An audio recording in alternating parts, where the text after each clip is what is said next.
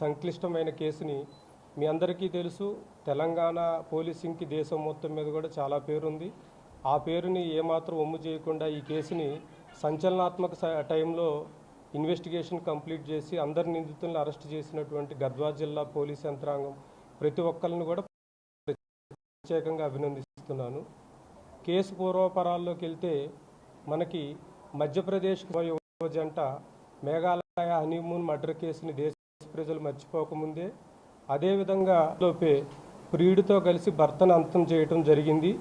ఈ తేజేశ్వర్ మర్డర్ కేసుకి సంబంధించి ప్రత్యేకతలు ఉన్నాయంటే, ఈ మర్డర్ కేసులో ఎంగేజ్మెంట్ అయిన కాడి నుంచి కూడా ఇతని తేజేశ్వర్ని చంపటానికి ఐశ్వర్య అతను మనకి తిరుమల కూడా ఫస్ట్ నుంచి కూడా మనకు ప్లాన్ చేసుకోవడం జరిగింది.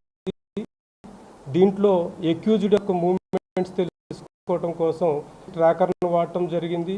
అదేవిధంగా సుఫారీ గ్యాంగ్ని ఒకదాన్ని ఎంగేజ్ చేసుకొని ఆ గ్యాంగ్లో ఉన్నటువంటి సభ్యులందరూ కూడా డిసీజ్డ్తో ఒక ఫ్రెండ్షిప్ని డెవలప్ చేసుకొని నమ్మించి తీసుకెళ్లి మర్డర్ చేయడం జరిగింది. కేసు పూర్వాపరానికి 18వ తారీఖు డిసీజ్డ్కి సంబంధించినటువంటి బ్రదర్ మన పోలీస్ స్టేషన్కి వచ్చి తన తమ్ముడు మిస్ అయినట్టుగా మనకు కంప్లైంట్ ఇవ్వటం జరిగింది. ఆ కంప్లైంట్ని బేస్ చేసుకొని మనం మ్యాన్ మిస్సింగ్ కేసు రిజిస్టర్ చేశాము. సో అతనికి సంబంధించినటువంటి బైక్ ఎక్కడ పార్క్ అయి ఉంది, అదేవిధంగా అక్కడి నుంచి ఒక 3 పర్సన్స్ వచ్చి అతన్ని ఒక వెహికల్లో ఎక్కించుకెళ్ళినట్లు మనకి సీసీటీవీ కెమెరాలో స్పష్టంగా కనపడింది. దాన్ని బేస్ చేసుకొని మనం అబ్జర్వ్ చేస్తే వాళ్ళెవరు అన్నోన్ పర్సన్స్ కాదు, చాలా ఫ్రెండ్లీగా చాలా మాట్లాడుకుంటూ స్నేహపూర్వకంగా మాట్లాడుకుంటూ వెహికల్లో బోర్డ్ అయినట్టు కనపడింది.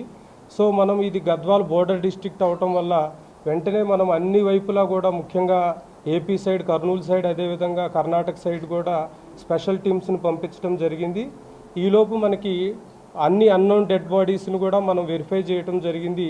మనకి ఈ ఇన్సిడెంట్ మనకి జరిగిన తర్వాత ఆల్మోస్ట్ ఆల్ సండే రోజు మనకి కర్నూలు ఏరియాలో ఒక డెడ్ బాడీని ఐడెంటిఫై చేయడం జరిగింది. ఈ డెడ్ బాడీని మనం కంపేర్ చేస్తే ఇతను మనకి మిస్ అయినటువంటి తేజేశ్వరి డెడ్ బాడీతో మనకి అన్ని సిమిలారిటీస్ కూడా రావటం వల్ల మనం ఇంకా ఇన్వెస్టిగేషన్ ఇంప్రూవ్ చేయటం జరిగింది. సో దానిలో భాగంగా మనం వరుసన ఇన్వెస్టిగేషన్ స్టార్ట్ చేస్తే డిసీజ్డ్ యొక్క వైఫ్ అయినటువంటి ఐశ్వర్య, అదేవిధంగా ఆమెకు సంబంధించినటువంటి లవర్ బ్యాంక్ మేనేజర్ది మనకి మెయిన్ కాన్స్పిరసీ బయటపడింది. సో ఆ విధంగా ఇన్వెస్టిగేషన్ని మనం స్టార్ట్ చేయటం జరిగింది. దీంట్లో ముఖ్యంగా బ్యాంక్ మేనేజర్ ఎవరైతే తిరుమల ఉన్నాడో ఇతనికి సంబంధించి డిసీజ్డ్ వైఫ్ అయినటువంటి ఐశ్వర్య యొక్క మదర్తో కూడా ఇల్లీగల్ ఇంటిమసీ ఉంది.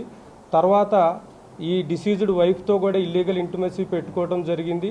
సో ఎట్టి పరిస్థితుల్లో కూడా ఈమెని సెకండ్ మ్యారేజ్గా కానీ లేకపోతే ఎట్టి పరిస్థితుల్లో ఆమెతో సెక్సువల్ రిలేషన్ కంటిన్యూ చేయడంతో ఈమెకి ఎంగేజ్మెంట్ అయినప్పటి నుంచి కూడా అతని దగ్గరికి లోన్ కోసం వచ్చినటువంటి నగేష్ అనేటటువంటి వ్యక్తితో ఒక ఒప్పందం కుదుర్చుకొని ఏదో ఒక రకంగా నువ్వు అతన్ని ఎలిమినేట్ చేయి, నీకు ఎంత డబ్బు కావాలంటే అంత ఇస్తాము, అదేవిధంగా నీకు ఎన్ని లోన్స్ కావాలంటే అన్ని లోన్స్ శాంక్షన్ చేస్తానని చెప్పి నమ్మించడం జరిగింది.